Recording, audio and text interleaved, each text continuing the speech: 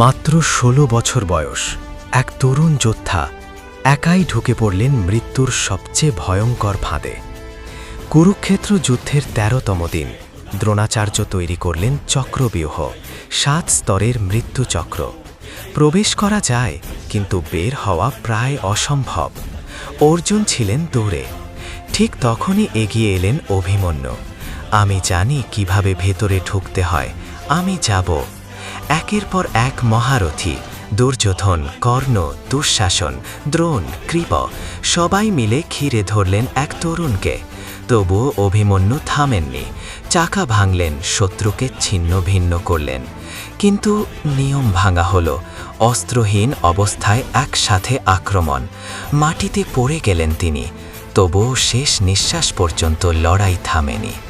এক তরুণের আত্মত্যাগ, যা আজও আমাদের চোখে জল এনে দেয়। অভিমন্যু, যিনি মরে গিয়েও অমর হয়ে গেলেন। এই বীরত্বের গল্প কি আপনার হৃদয় ছুঁয়েছে? লাইক করুন, সাবস্ক্রাইব করুন আরও এমন কাহিনীর জন্য।